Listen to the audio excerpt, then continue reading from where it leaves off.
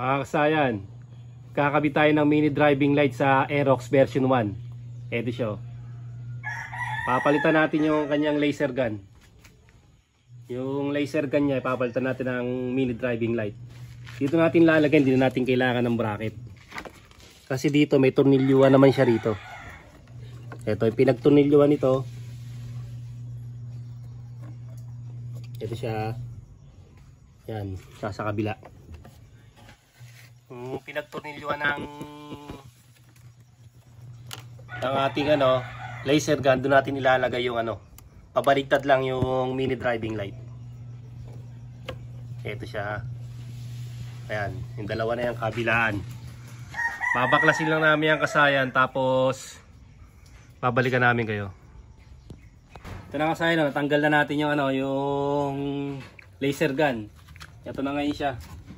Ito na yung forma niya, Kung halimbawa hindi kayo magre-relay, kahit di nyo nang baklasin to, kung magkakabit kayo ng ng driving light.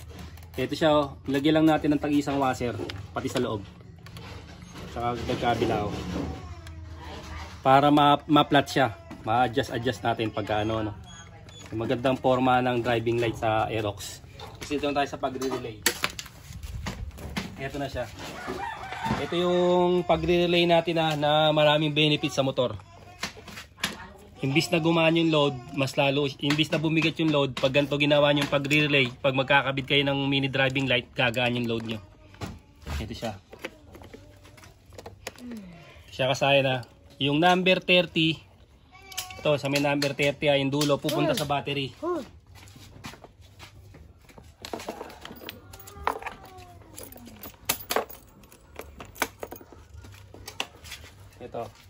Ito yung number 30.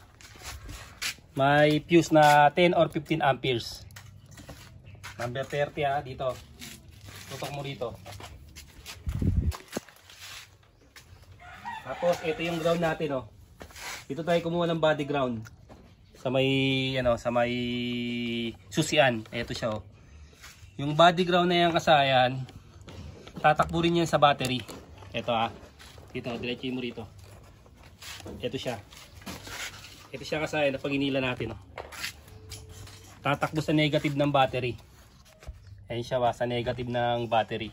Diretso rin siya sa may tornilyo. Ayan sa may tornilyo. Ito yung negative natin with extra body ground. Tapos yung 86 natin, ito siya accessory wire.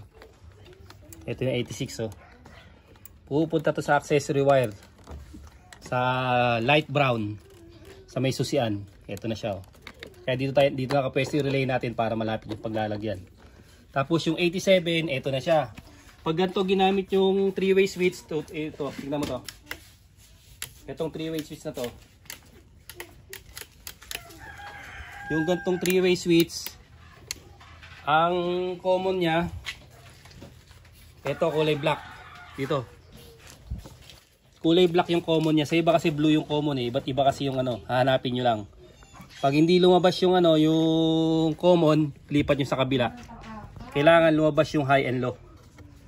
Yung high and low ng ating mini driving light. Ayan siya. Dito mapupunta sa 87. Sa 87 ng relay. Yung common. Yung common Tapos ito yung ating yung body ground, dito natin ilalagay yung yung ground ng mini driving light. Yan. At tapos i-testing na natin. Ito lang dito tandaan nyo number 85 or 86 kahit magkabaligtaran Itong 86 ito yung ground natin. Tapos 85 yung yung accessory wire. Tapos 87 yung yung sa may common. Tutok mo. Tingnan mo yung huwag kang tumingin. Sa video ka tumingin. Kasi mapapaling, hindi nila makikita.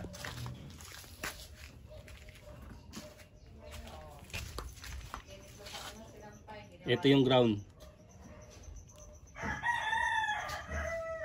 Dito natin lalagay yung ground ng MDL.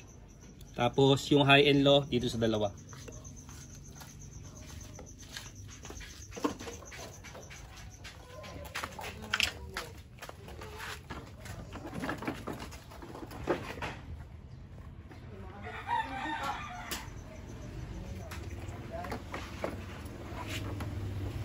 Pag hindi kayo magkakapit ng relay o may dati na kayong relay, kahit hindi nyo nabaklasin o pwede rin, kaya lang kasi mahirap kumilos pagka ano siya ba.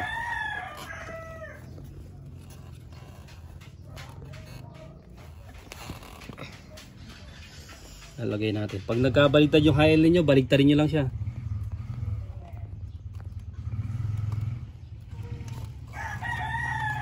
Yung ano natin para malakas, body ground lang yung ground ng MDL natin. Siya. Yung ground ng MDL.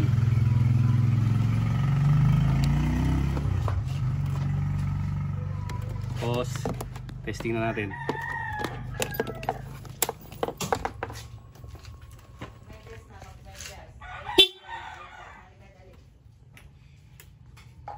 Yan yung low, ito yung high. Ayan siya. Okay, mamaya isisilyado muna namin to.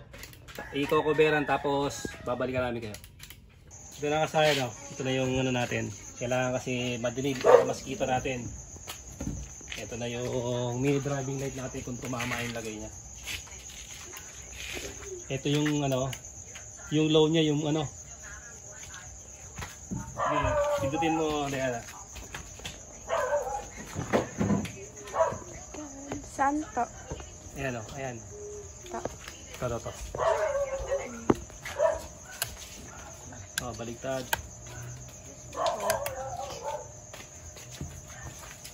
Saan natin? Yan, dapat yan magkakapantay sila pag sa kabila, baligtad. Nakahay yung dilaw. Bali, ibabaligtad lang natin yung ano. Etong tinututok mo dito.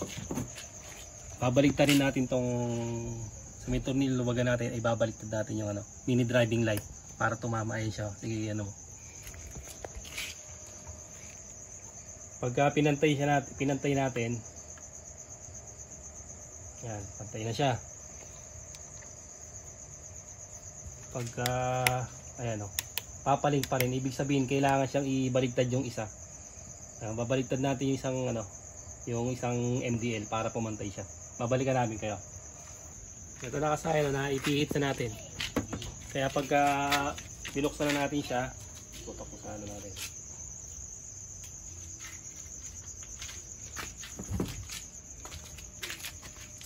Magpapantay na siya yung HL.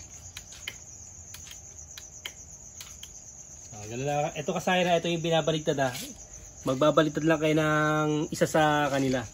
Ngayon kung gusto mong ano, kung gusto niyo nang maging high yung ano, yung yellow, babaligtarin niyo lang parehas para maging high yung ano, yung yellow. Ayan, high, ang high nito yung white. Ayan siya. Hanggang dito na lang mga kasayan. Salamat sa panunood.